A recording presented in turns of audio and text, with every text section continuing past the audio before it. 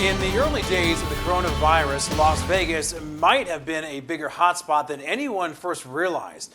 But 13 Investigates has been talking to people across the country. Now, many now think they had the virus and got it here. The health district hasn't changed the COVID-19 timeline, but as 13 Chief Investigator Darcy Spears shows you, that time frame could end up being earlier and more Vegas-centric.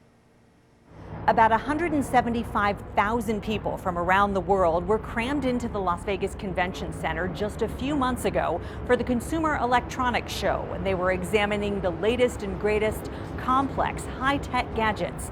Now, many of those people are asking the same simple question. Was CES a super spreader event for COVID-19 when people potentially brought the virus back to communities like Silicon Valley, New York City, and beyond? Michael Weber of Austin, Texas, is one of those CES attendees looking for the answer.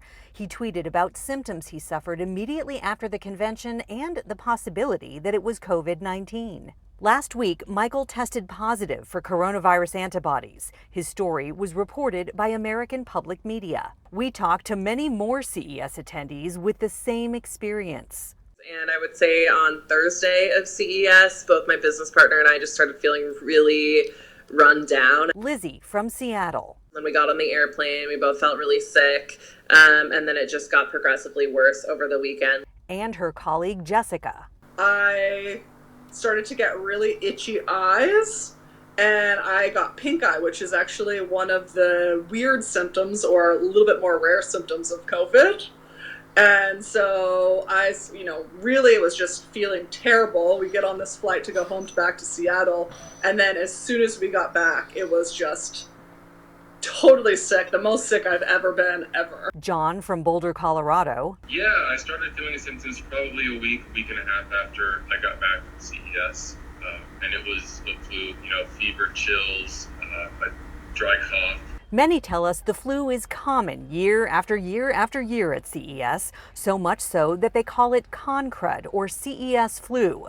This time, though, they say it was different, much, much worse. And I've gone to a lot of conventions, and I've never gotten sick like that after. Like, I've lost my voice before, but this was like a whole different thing. CES provided a statement which says in part, "We are not aware of any confirmed cases of COVID-19 connected to CES 2020, and we've not heard from any health officials, government authorities, or corporate entities reporting that one of our attendees was exposed to the virus." But it's not just attendees. Some locals working the convention are convinced they caught coronavirus too. The majority of my entire office was as worse sick as they could ever been. The flu, this horrible flu they couldn't get rid of for weeks, coughing, high fevers. Brett Leone is a Teamsters union member. Teamsters are the backbone of convention setup. I had a weird cough for a couple weeks. I came home and I think I brought it to my wife, who got sick with 103-degree fever, cough for 2-3 days, could not get out of bed. It was crazy. After CES, there were still more conventions. The SHOT Show fired off January 19th and the International Builders Show January 21st. We all got sick. Our out-of-town workers, everyone. When our out-of-town guys come in, they want to work. They don't want to take a day off or an hour, and they were taking 3-4 days off in the hotel. They couldn't work because they were so sick. And all of a sudden, coronavirus started a month or two later, and it just all made sense. Teamsters Local 631 official Tommy Blitch says he can back the timeline up even more before CES. We believe that this hit us early, that we were sick in late December, into January, and into February before we knew of the phrase COVID-19. In the first week of December, 65,000 people attended the Amazon reInvent show here in Las Vegas. Soon after, Tommy says union members reported being sicker than they've ever been in their lifetimes. Thought they had the flu and went down to the doctor, and the doctor conducted a flu test, and the flu test came back negative, but they were still very, very sick. It's quite possible that CES was maybe the grand finale.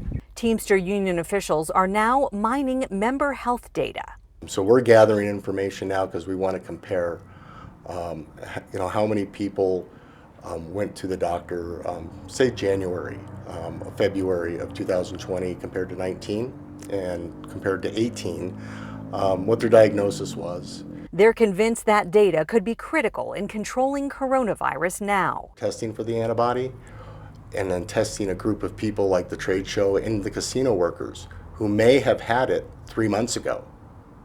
And having the ability to get them the antibody test could answer a lot of questions for a lot of people. And potentially provide a lot of hope in terms of plasma or other emerging therapies. Absolutely. Tommy says the Teamsters are just as determined to get this job done as they are on every job they do. When they start doing the testing, we're here. We want to do this to help the community. But that help won't come from the Southern Nevada Health District, at least in terms of research. The Health District says they are not reinvestigating cases that might have occurred prior to the announcement of the first case on March 5th. They tell us, as a public health department, their limited resources are focused on stopping the current spread of the disease. We repeatedly reached out to state leaders, the governor's office, and the Nevada Health Response to see if they believe those December and January conventions could have been super spreader events and if they'll investigate this new information. None of them have responded to any of our questions. We have more information from the Health District and the full statement from CES on our website at ktnv.com. Darcy Spears, 13 Investigates.